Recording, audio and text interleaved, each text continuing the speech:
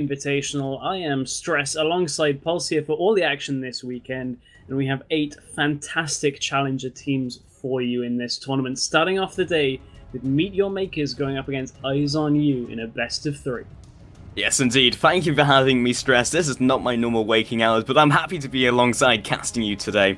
Or casting with you today, as you can see, I've only just woken up. Meet Your Makers and Eyes on You, ready to get into this. And Meet Your Makers, well, they've had a couple of roster changes, and by a couple of roster changes, I mean Czaru's back, and it's the same roster that we all know and love from the LCS. So, Catst and Ziggs, Olaf and Fresh will be the first couple band champions. Yeah, not too surprising. There's a couple of big carry champions that have been banned out here, and actually a Yasuo banned out, which is one of the first times we've been able to see Yasuo in a competitive environment, so kind of strange to see him banned out already. A lot of players in solo queue have been trying to find the role with Yasuo, whether he's top, whether he's mid, so interesting to see that they've already weighted this as kind of an unknown. Maybe these guys know each other from solo queue as well. Yeah, it's one of those kind of random factors that you just don't want to give them. And at this stage, when there's so many good picks, and there's so many picks that you're going to be getting yourself, Yasuo is a pick that you can just say, okay, we don't want this in the game, just so we know what we're going to be up against. Because, okay, one of the champions you're going to pick up is going to be very strong, but at least we've played against it before. We're not going to be like, oh god, it's Yasuo bot lane AD carry. You know, it's not something that's not used to playing against. Yeah, but what that has left up is Shyvana, Annie, and Mundo, which are 3 incredibly strong picks in the current meta, and they've all been locked in, as you'd expect. Shyvana being picked up in that first rotation out of MYM, and then followed up by Elise and Jinx, and Lucian's still available as well. These bans being focused on the mid laners so much has let so many high-profile champions through in this pick and ban phase that already we're 6 picks in, and oh my goodness, these teams look pretty strong. Yeah, there's so much left open as well. They can just completely fit out their rosters with the strongest champions in the league right now. And that also comes from the Olaf banner. I mean, he is seen, but maybe not as much as the common top laners like Shyvana, like Mundo, and even Nasus to some extent as well, where you just go farming simulator. But Lucian, I would not be surprised at all if we see this locked in. Typically against Lucian, you would like to pick up a champion such as Caitlyn, just to kind of neutralize that lane so it doesn't become an issue when you trade up against him. Especially when he has Annie alongside him, it's not a lane you want to go toe-to-toe with. But Jinx, especially alongside someone like Zyra, can really just control that lane away from them. And there's a return to the jungle for a champion that does get picked up somewhat in solo queue, but has seen kind of a drop-off, and that's Jarvan. I believe Monte Cristo was talking about it yesterday in OGN as well, just hasn't quite seen as much play when there's been a few champions that do things a little bit better, like Vi, for instance, doesn't trade quite so well, but has very, very good control in team fights. And it's just one of those things that Jarvan's seen a little bit of a drop-off, and it's interesting to see him back here. Yeah, that might lead them towards a different type of mid lane pick here, Stress. They might pick up a more AoE-centric mid laner, which Jarvan definitely chains into, especially with Orianna still being open. They might decide to go for that, but that wouldn't mean that they necessarily want to go for Orianna, because they could have just gone for Vi, as you just mentioned. So we'll see what they're really looking for, but what Jarvan does bring to the table that Vi doesn't is, of course, the Cataclysm. Yeah, that AoE crowd control in the team fights, it's going to be able to control things a lot. And as you said, Orianna is available. She's a very consistent mid lane pickup, and we're looking at the teams here. I have to imagine that that's going to be a Kha'Zix in mid, otherwise, there's a good few champions that are a little bit versatile on the MYM lineup. There's quite ambiguity about it, but I'd expect Elise to be in the jungle with Kha'Zix in mid, so I'm wondering how picking Orianna into that would fare here for Eyes on You. There are a couple of options still available for them, though. Yeah, indeed, and I'm glad I called the Zyra, because that means in response to the Jarvan it makes a lot of sense, because they'll be jumping in, and if they do have the Orianna, then what's that? Stranglethorns, and it's just going to completely mitigate that initiation, and it's very easy to read. Hell, you can do it even as he's jumping in, and it will still be effective because of the delay effect on Stranglethorns. So we'll see what they bring out as the last pickup here. Has been locked in as the Orianna. Of course, Pulse is slightly behind because he's watching off the stream. Unfortunately, on live client, there are only 2 spots for our spectators, so rather than our producer is in one of them, I'm in the other, because I'm being selfish this early in the morning. But it is an Orianna, and a little bit strange that they haven't picked up Vi, but Orianna Jarvan is no stranger of a pairing. They're not a strange pairing to see together. They're very consistent. You get the Cataclysm, you get the Shockwave, good AoE crowd control. Yeah, absolutely. It's a very solid team setup, especially with the Mundo in top lane, just constant damage. Annie in the bot lane, these are very competent lanes as well. And looking at the MYM lineup, there's nothing really weak in those laning phases, so they both do very similar things here, Stress. It's a little bit terrifying to me, actually, that they've got Elise and Shyvana and Kha'Zix, but when you look over at the Eyes on You team, they've got equally strong picks. They just have different playstyles. You've got MYM, they're going to be able to find somebody, they're going to split push and blow somebody up pretty quickly, whereas Eyes on You are looking for a little bit more of that team fight with the support from Mundo, hopefully being able, you would imagine, to contend with a little bit of that split push, but then get towards the fight, and Czaru being Czaru, of course, taking teleport. Absolutely. We are going to jump to a quick commercial break, and when we get back... Welcome back. First game of the day here in the Scan Invitational, powered by Netgear, Be Quiet, and Creative Sound Blaster. It's MYM versus Eyes on You, game number 1. MYM in the blue, Eyes on You in the red. Yeah, and it looks like already we're going to have an aggressive play from Eyes on You as they aggress into this jungle, and MYM Makler will have seen them, so we'll see if we see the reaction play. Zyra is basically the queen of level 1s if they do go for this fight, and they will be seeing them as they rotate into this red bush, and Eyes on You do not have any idea that the information has been let loose by MYM. Although one thing that can change a level 1 team fight is... Qunsk has that charged up stun, so that Incinerate is available. Can he manage to land it? Libik has been sandwiched, the damage comes out already, and Ignite comes down. He's already dropping low, but the 5-man Grasping Roots comes out. 1-for-1 trade onto the support, and Fierce has also been caught out. Flag comes down, but that's not CC, and Makler claims a second kill. Really nice stun there out of Qunsk, but the team couldn't quite follow up. They were trapped around the red bush area, and it meant that they split up.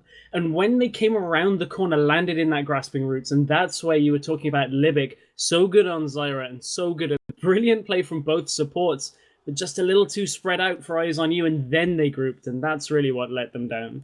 It was always going to be a semi-risky play from Eyes on You regardless, but because they were running the Durant Shield on Annie, it was maybe less so because they wanted to go for that type of lane, where they wouldn't be going for that immediate gold item. But the level 1 invades don't always pay out in this new meta, Stress. We don't usually see teams being that aggressive, because it's very easy just to trade buffs. Very easy indeed. Now, I'd be surprised if MYM weren't going to take this 2-1 lead that they have now and really turn the aggression on. You can see already stuns landing in, Grasping Roots landing in that bottom lane. They're trying to force Scott and Qunsk away because Lucian and Annie is a very, very strong burst lane, but if they get harassed down too much, they aren't going to be able to output that burst.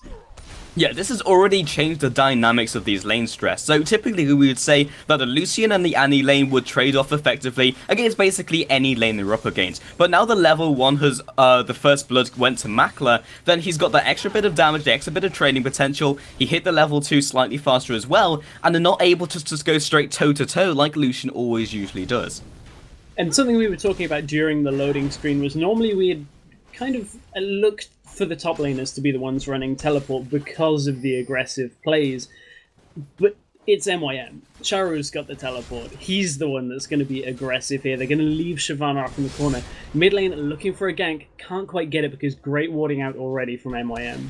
Yeah, indeed, that's basically just their playstyle, and it's something that other teams may not necessarily be used to. You just expect a top laner to be the one moving all the way across the map. That will, however, mean he's more isolated in that respect, so we see the harassment going down in the bottom lane, and Mokatte looks for the gank onto the top lane, or maybe just looking to get some of this jungle farm. It does look like we will see the tower dive, and he's very good at doing this in the early game, as Koi is being pushed up against his tower, waiting for this wave to be pushed in before Mokatte comes in for the kill.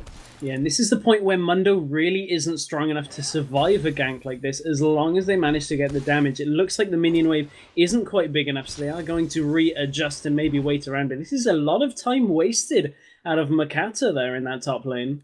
It's a big commitment, but trying to shut down the Mundo early means Shyvana will always be stronger than him in the rest of the game. The gank comes in from the bottom lane as well. Fierce comes out, Flag and Drag will miss, but the Flame Trumpets will be locking them up. The Grasping Roots comes across, Teleport coming down from the mid lane of Czaru, but he's just dived into a 3-man gank squad. Makler picks up 2-for-1 trade overall. And that was a good pickup, but using the teleport is not a great play there out of MYM. They're not strong enough for Czaru to really land the damage. He doesn't have any kind of reset ability yet because he hasn't even reached level 6. He's still only level 4, and the damage is so low right now that he's not able to convert that kind of play. And the first teleport of a game is always so very important, because if it doesn't work for you, you give so much to your lane opponent in experience and gold that it's very difficult to get back into. So we have to see how Czaru is going to regain control of that lane, because he's heavily down in CS now. Yeah, and as a side effect, Mokatte actually had to leave the top lane to try and go for that gank, and go for the mid lane to fill in the gaps. We've got to see Jarvan now coming all the way from base and looking for this gank on the top lane of Kubon. Not gonna quite happen because the wave is pushed up, and he's probably looking to go back soon anyway. Now let's have a look at this bottom lane. We can see that Jinx already 2-0 at the tail end of that fight, was the only one still to survive by that get excited passive, allowed it to get all the way back to the turret, but fairly even other than that one kill that was from that earlier engagement. So we'll see how these two go. I believe Jinx scales actually a little bit better than Lucian into the game, so an early lead for Makler is a good sign for MYM. It is indeed. Mokatte finds himself PowerOfEvil in the middle lane. Czaru coming in from the side. Lee comes down, but the commitment now from PowerOfEvil forces Mokatte back into this fight. Ignite is still ticking down. The minions do not swap their aggro, and Fears does not really want to go toe-to-toe with Czaru either. Looking for this flag and drag over the wall, will get it and moves back to his turret. And I'm wondering whether that's a sign of the fact that MYM haven't played with Czaru in a little while. You could see they engaged at different times. Mokatte landed the cocoon. Czaru went in, didn't quite land the jump either, and just that little mismatch of styles, and it's something that MYM have to work out, because as a lot of people in chat and, you know, on Twitter have realized, MYM are playing in LCS promotion qualifiers later today as well, so they need to get these little tweaks right in their play this morning so that it's perfect for later. Yeah, and this is kind of like their warm-up game, but Eyes on You are not any weak team. They are very strong, as they've already demonstrated in this game. Jarvan heading around the side, maybe looking just for the stealth gank, could be hopping over the wall with the flag and drag, or even waiting for this dive onto Scott, since he is very low indeed, and they do have the dive potential. They will try and use that Get Excited passive to work around that, but looks like Jarvan doesn't want to go for this quite yet. You can see up in that top lane, Kubon's pretty low, and Koi has been able to regenerate some of his health, has his ultimate still available, so this is quite a back and forth lane. Both will scale very well, both good at you know, sitting in the wave and just clearing it through. So I'm wondering when we're going to see that first aggressive play in that top lane. I kind of guess it's not going to be for a little while. Yeah, I feel like it's already been and gone, because when these top laners hit level 6 and they get past that point, it's like, well, neither of us can kill the other person effectively, because if Shyvana moves on to Koi, he'll pop his ultimate and run away. If Kubon drops low, he'll drag the descent out. So nothing really happens unless they have a gank, but before that they are vulnerable. That's why we saw Mokatte looking for that gank, and now that's not happened, it's going to be a farming lane. Yeah, you can see just back and forth trading here from the two. They will heal it up. Meanwhile, in the mid lane, Shockwave came down, PowerOfEvil drops very low. He's not actually opting to go back, but neither of the junglers around mid lane still got to be very careful, because Czaru has unbelievably high amounts of burst on those isolated targets. And PowerOfEvil here, doing what you fairly commonly do on Orianna and put a lot of points into Q for that extra damage. Grasping Roots does actually land in the bottom lane. Looks like they might get out of that one, but meanwhile mid lane, both junglers. Mokatte flashes through, lands the cocoon as well, jump forwards from the leap, looks for the auto attack and the passive. Last auto attack from PowerOfEvil will not be enough, and Repel comes up to cancel the tower aggro. A lot of action all the way around the map, and that was actually a side point of what I was going to mention, was there's only 1 point in the shield now from Orianna, and you've got to try and survive some of that burst from Kha'Zix. It's not all that standard as in the top lane Dragon's Descent. Yeah, commitment has come down and the ignite, but the ultimate already preemptively popped by Koi, and Kubon will not go any further. Yeah, you've got to survive through at least one rotation of Kha'Zix to make it, so that he doesn't just end up getting resets and killing your whole team. So a little surprising there to not see at least the second point put in that E out of Orianna. Yeah, but Mokatte found himself caught by Fears. No real follow-up apart from Orianna, who is a little ways behind, as Mundo also came in to react, but that will be securing his own red buff. Now Czaru finally has that aggressive stance. Will go force the flash from PowerOfEvil over the wall, and Czaru really just has found his groove now in that lane. Yeah, indeed. 6-3 will be the overall score for MYM, as Mokatte is in a battle to the death with Czaru, because he was trying to move away or push away PowerOfEvil in that middle lane. And wow, you can see PowerOfEvil just really isn't able to stay in that lane. Forced the recall already. He's on half health, and normally he'd like to stay around in the mid lane at that point and maybe even look to farm wraiths, but you can see Czaru just constantly looking for it, has the ward, might be in a little trouble though. He might have gone a little too far here, Stress. The ultimate has already been popped and both charges used. Shockwave is up off of that cooldown. Auto attacks come down. It's not going to be quite enough to finish off Fizz before he uses his last breath. Little bit overextending there from Czaru. Thought he could get the kill, and had it been Orianna on her own, probably would have been able to, but not with Jarvan there as well. You can see good job in this bottom lane as well. Libik zoning away, does land the grasping roots. Yep, and pushing back Scott again. They're always on the back foot, being zoned away even from the experience range of these troops in the bottom lane. Let's take a quick look at the CS scores. So it's going to be 81 to 60, a significant CS gap already this early into the game here, Stress. Yeah, that is quite a significant gap, and you can see already that those early kills have gone quite a long way into helping that. And interesting build choices here out of both. You can see Sir Scott is going for that Bloodthirster first variant on the Lucian build, as that will give him additional damage onto the culling. Will delay his Trinity Force a little bit, but the gold that you use on the Trinity Force is a little bit mismatched for the damage early on. You do lower the damage. As you can see, MYM did have the position on the dragon. Yeah, it was a quick rotation. He might even go for the fight on top of that. The teleport is already coming in from the top lane of Coin. Mokatte is completely out of position. Does he still have the repel? The answer is a yes, but there's nowhere to jump to unless back onto his own original position and will be taken down. So a kill for a dragon, they'll take that. Yeah, MYM will be happy with that. They obviously wouldn't like to die, but the rotations here coming out from Eyes on You may make it a little bit less favorable here for MYM. They've got 3 in the middle lane, and they will be able to get this turret here. And that's a good play out of Eyes on You. It is, but we do have Kubon from the backside. He might just look to clear out the minion wave with Dragon Descent. Indeed, he will. Fierce takes another tower shot. Kubon and Czaru will not follow any further, but the ultimate from Jinx will be blocked by PowerOfEvil.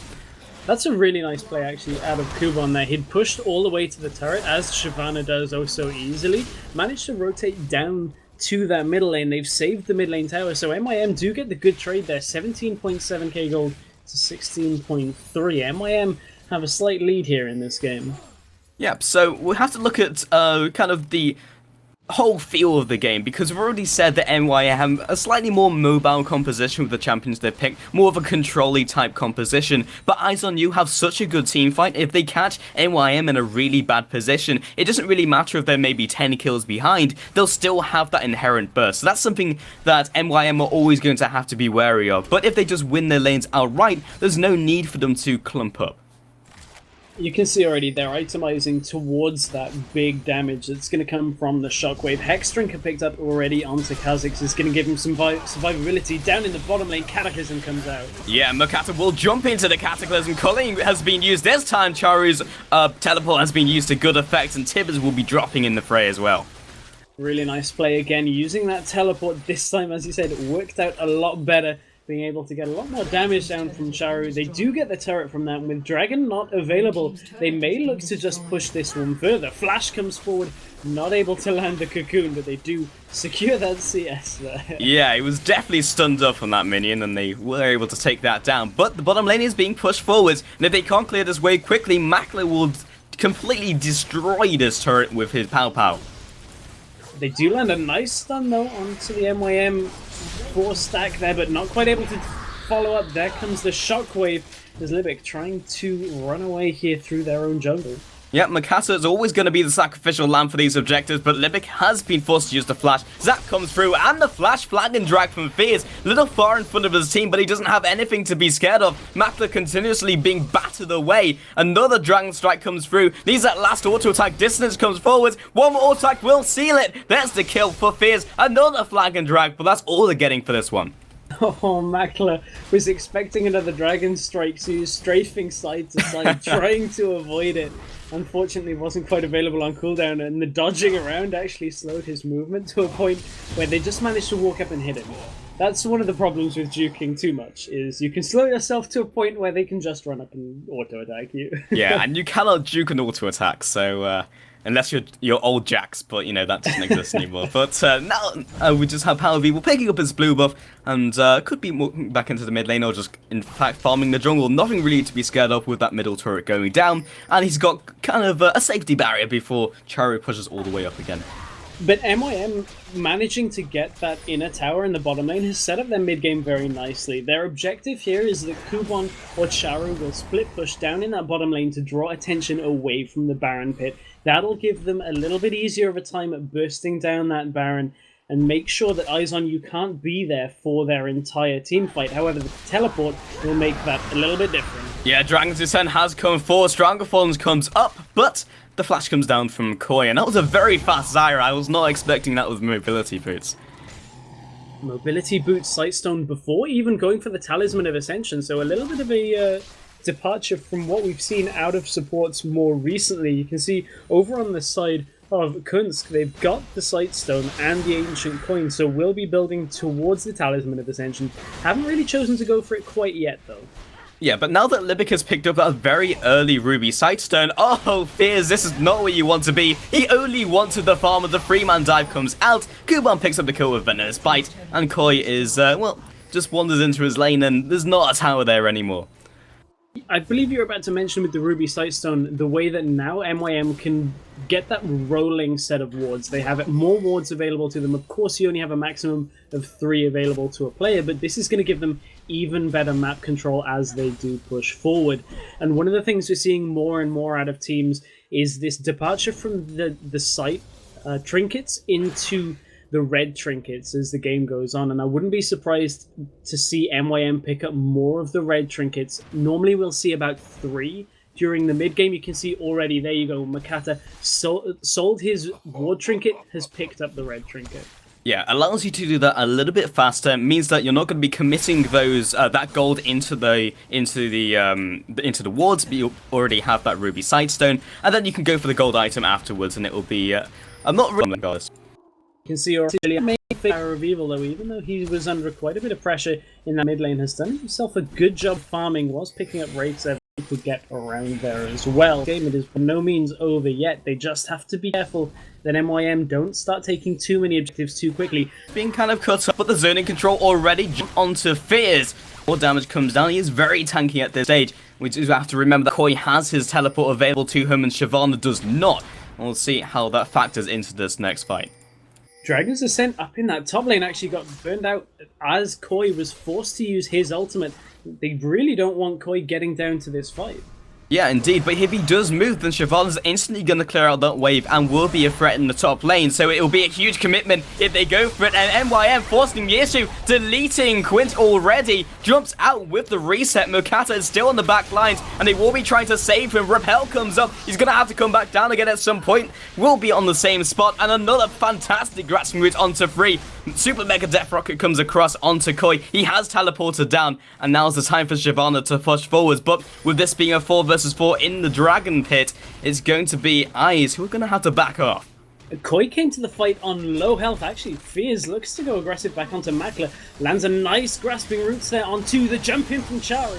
It's reset time again. Jumps in, jumps out. Another jump forwards onto the Jarvan will result in the double kill, but him dropping himself. So Scott's found himself Makler. Koi is already on top of his face, but Quint has respawned. This fight has been so long. A flash forward. Oh, the 3-man stun from Qunsk result in a 3-man kill. Oh, and Eyes looked like they were having the really bad end of that by the fact that when Koi teleported down, he was on low health with no ultimate, and they tried to start the dragon. They got caught with a massive ultimate out of Makler, and then followed up with the grasping roots, but Qunsk being back, very nice incineration in here. I'll just walk away. It's okay. As long as I'm hot in this game, you know, I'm the main contributor. That's how we roll in. I do. But the red buff will be falling to Makler, and we take a more slower pace to this game because we've already had almost 30 kills at 20 minutes. Yeah, it has been a bit of a bloodthirsty game here, and you can see the kill spread on the teams. I have to say it is going to favor MYM. Having 6 kills on an assassin like Kha'Zix is going to mean that a 0 and 2 Mundo really isn't going to play the role that he needs to by just soaking so much damage. You need to be at a point where really the team can survive 2 bursts from Kha'Zix. If he doesn't get any kills during that rotation, he's just not going to be able to reset to kill somebody like Koi if he had the items. However, at 6 and 3 with the last wisp going to lead and Eyes on You, this is the round of 8 in the Scan Invitational, powered by Netgear, Creative Sound Blaster, and Be Quiet. You can see MYM already pushed up. Czaru is hunting through the jungle, looking to prey on one more member of Eyes on You. Yeah, but this time Fears will jump over the wall, the flag and drag. Now Qunsk will be coming into this action as well. Jumps over the wall, actually angers the Baron. Doesn't look like it's quite going to be enough, but will pop his Hex Drinker. And yeah, it looks like hopefully our lag should be fixed from that one, guys. As you can see, that Hex Drinker did get popped. Czaru managed to get himself out alive, and Blade of the Rune King has been picked up on Shyvana. I think he's had that for a little while, but haven't really made too much note of that. Shyvana, with that time up in that top lane, has been able to get a good CS lead, and that's one of the byproducts of having teleport on a champion like Mundo, who is, when he goes out of lane, Shyvana is going to be able to push that lane as hard as she wants. Yeah, and Kubon has felt so comfortable in the top lane. As you mentioned, Stress, he's picked up the Blades of the Rune King, which is something you don't typically do unless you're very comfortable. Otherwise, you'll go for those defensive items. Sometimes, if you want to be aggressive, you'll pick up the Sunfire Cape for the extra AoE damage over time, and then you'll pick up something like a Spirit Visit, and then maybe you'll go for your damage item. But because Mundo is not threatening him at all, in a head-on fight, there's no way Koi can face down Kubon. And you can see the itemization of Eyes on You is starting to swap heavily towards not getting bursted down by Kha'Zix.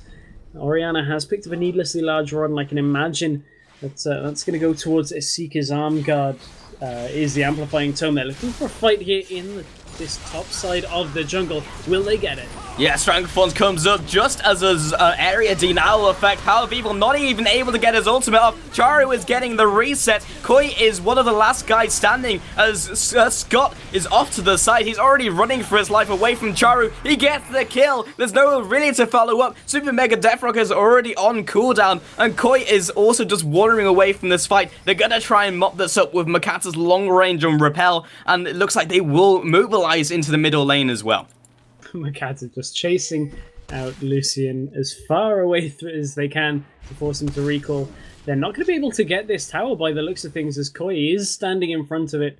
Is going to burn through that wave with that Burning Agony. However, MYM feel like they might be able to rotate here around to the Baron, and this is quite a bold play. They do have a lot of health on Kubon, but the rest of MYM are fairly low here. Yeah, this is pretty risky. Koi's going to be coming around the side, finding himself the rest of the team. Czaru is back. He's got the isolation damage on Baron, and Libik will be zoning away like a champion. Probably going to fall for his troubles. Qunsk gets the ignite down on him. He will, in fact, yes, he will drop. And Fear's also running away with the rest of the team. Zap lands double kill, but Czaru gets the reset, and the Flag and Drag will make sure he's safe from that one. In fact, Libik survived. Not even sure how that even happened. And that's quite a bold play out of MYM. I mean, they've kind of departed from their composition where they were looking for that split push into then taking Baron. Both lanes in top and bottom are actually pushing in towards them. So the decision to go from mid tower, where they would have had to have dealt with Koi, to quickly rotating around for Baron is a very smart play out of MYM, and shows you the flashes of the MYM that we saw in that first week or so of LCS. Yeah, it was a snap decision, and it was really right down to the wire. And like a couple more seconds, and that would have completely backfired and probably changed the dynamics and shifted this game into Eyes on You's direction. But as it is, almost with a 10k advantage, MYM looking incredibly strong. Looking strong indeed, and as they look to close this game out, Eyes on You, again, they have to be careful that they're not just giving away all of these objectives. Of course, Dragonworth a little bit more now, but is it worth fighting over for Eyes on You? You have to wonder that it isn't, so there's not that much that they can do to stop these objectives going. However, Eyes on You's team composition does lend them towards a good team fight where they can get all of their abilities off. And MYM are looking quite aggressive here, and they're not all together. Yeah, and as a kind of as a factor, as with that great team fighting composition, they can't just go for a team fight under turret, because they'll lock them down with Cataclysm, they have the CC, they have the damage, even at this stage, to kill them under turret. So they can't make these bold plays in those situations just to say, we're this much stronger, we will just win the game here. So it's going to stall it for another couple minutes. Now, MYM looking to push up towards this middle lane. However, there's quite a few members of Eyes on You here. They've got to be careful that they don't have the best siege comp here. And then more of a dive comp when Czaru can get his resets. But a full health team of Eyes on You is a little bit difficult for them to burst down without committing all that much to it. As you mentioned, that Cataclysm under the turret means they're going to get locked down, so not too sure that having 5 stacked in the middle lane is going to be the best strat here for MYM. I would like to have seen either Czaru or Kubon off in one of those side lanes pushing it through. Yeah, it's actually very difficult for them to do very much, but they are going to go for the tower dive. Strangleforce comes up. Kubon is tanking 4 members, already flashes out. Super Mega Death Rocket will land on Fears. It's not going to be quite enough damage to finish him up, and Libik is very low himself, almost dropped into the Death Chamber. And after that, no casualties. Yeah, and that really hinders MYM. If they don't get kills from an engagement like that, they can't get Czaru rolling. Even though he's 10 and 4, unless he gets a kill, he's not really that useful at sieging. However, Koi does get locked down. Shockwave comes through, the Tibbers are stunned onto 2. They haven't quite picked up a kill yet, but Fierce has come back from base. He's full HP, and all the damage as well off to the side. The Brutes will come forwards, and he gets locked down by the Flame Chompers walking back into them, but that's a 1-for-0 trade. Favor to Eyes on You. And I'm not sure why MYM were continuing to siege there, even after not getting the kill. Czaru has gone aggressive again. He's still gone for it. Fierce this time is in the middle of 4 people, will finally drop. So both the junglers have fallen. And this time, that has actually worked out. And those are some very low squishy targets, which are just resets for Czaru. And that's a byproduct of Koi teleporting to that top lane. Eyes on You didn't communicate that properly, that Fears was going in. Koi was already up in that top lane, and MYM were given the opportunity to just delete targets just like that. And that might be the opening that MYM need. They will get an inhibitor here. Yeah, they're just going to chunk this down, and Koi has already moved back. He picked up a tower. That's really not worth it for an inhibitor, and his jungler falling. So 2 targets have already dropped into the Death Chamber, and MYM will be very happy with that result. Now, how can Eyes on You bounce back on this one? Of course, we are on 3.15, so it does mean that the inhibitors, and in the preseason, of course, will only start spawning super minions in that one lane, so it's not quite as difficult to come back from as we've seen previously, where you're really in a lot of pressure by pushing in through all 3 lanes. MYM still have a little bit of work to do here to make sure their lanes are all pushing, but it's something they've been a little bit sloppy on. They've had lanes pushing in towards them while they're trying to siege a number of times here, and it just would make it a little bit easier for them if they make sure that their lanes are all pushing in towards Eyes on You. Yeah, they have 2 very strong split plus duelists as well in the form of Shyvana and also Czaru on Kha'Zix, so they could just send those off to the side lanes, have that 3-man stack in the middle lane, who have very strong disengage as a result of having Makler on Jinx and also Libik on Zyra as well for the Stranglethorns and also the Grassing Roots. So it's going to be very difficult to aggress onto that 3-man stack, while those side lanes, there's no one who can 1-versus-1 duel against these guys, maybe apart from Jarvan, but they don't have 2 Jarvans, so they're not going to have an answer for both of those pushes.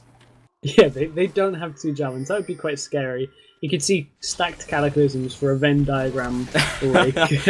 Oh, man. I kind of feel like Koi might be able to survive a rotation or 2 just about. He has got a little bit more armor than he did earlier with those extra cloth armors, but it's just whether they feel like committing to that and seeing whether it's going to work, because Mundo should be able to hold a split push. Incredibly better so with teleports, it means he can cross for team fights, but if he gets bursted down in one rotation out of a very strong Czaru, it really just pretty much ends the game for Eyes on You. Yeah, it's basically, can Czaru get a reset on one of the squishies in the first couple seconds of the fight under turret? If yes, they win. If no, then they disengage and might lose a member for it. That's how it's going to go. Put Tankin now that he's probably not going to be one of the guys who is going to instantly drop, and so neither is Jarvan. So it's just going to really come down to this positioning. And if Sir Scott goes a little too far forward to clear out this wave, he could be that man going down. You can see that Eyes on You have got decent wave clear though right now. They're able to clear with the Orianna Ball and the abilities out of Sir Scott as well. So it's very difficult for MYM to siege. We discussed this earlier, and it almost backfired if it hadn't have been Eyes on You with a little bit of a mistake with their shot calling. Now lanes are pushing in, but MYM are actually pulling back. They don't have that siege potential. They need mid lane to really be pushing in so that they can split Eyes on You up as much as possible.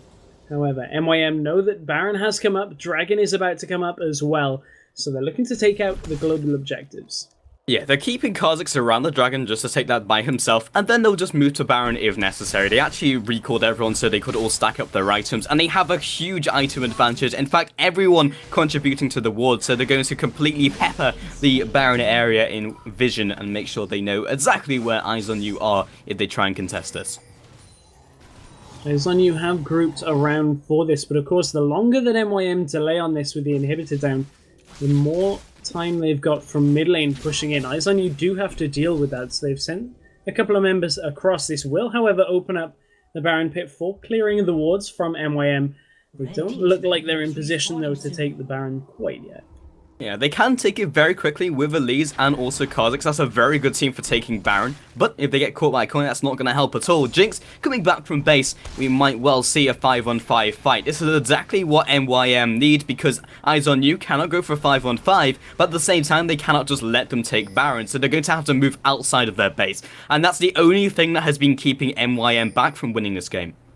The inhibitor has respawned for Eyes on You, and the last super minion has been killed as well, so it means that if they were going to commit for a 5-on-5, now's the time to do it. It's his last chance saloon for them. Koi jumping in, he's used his ultimate, lands the shockwave onto one. That will be the steal for Fierce. Now they go for the team fight with those increased stats. The Cataclysm comes down, immediately popped. The first kill goes to Czaru, the first blood of the fight. The reset comes in, there's the second, there's the third. Moves on to Fierce, flank and drag over the wall, only delaying the inevitable, I feel. A Zap will just whip past him, but they don't even need to go for this chase unless Czaru desperately wants his Quadra. Fierce is just trying to use as much time as he can. Scumbag Jinx will pick up the ace, but this is surely the game here, Stress. And a really nice steal there out of Fears, but it's not enough because they committed so hard to it. They opened up the backline, and that is not something you can do against the Kha'Zix. They just sent Koi straight into the middle of the Baron pit. Fears followed up. They drifted away. Czaru just jumps in, annihilates a member of Eyes on You. Sir Scott fell instantly. And that should be the game here for MYM, as you said.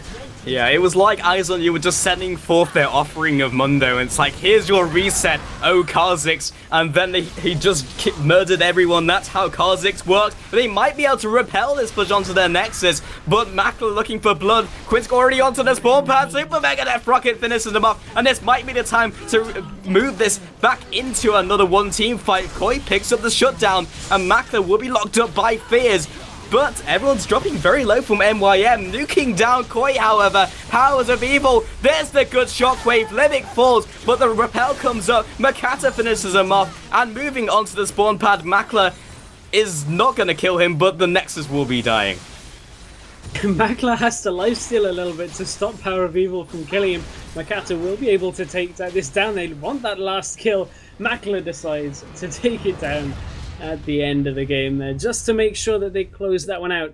A fairly convincing performance out of MYM, but there was a little bit of a shaky structure to some of their calls that they need.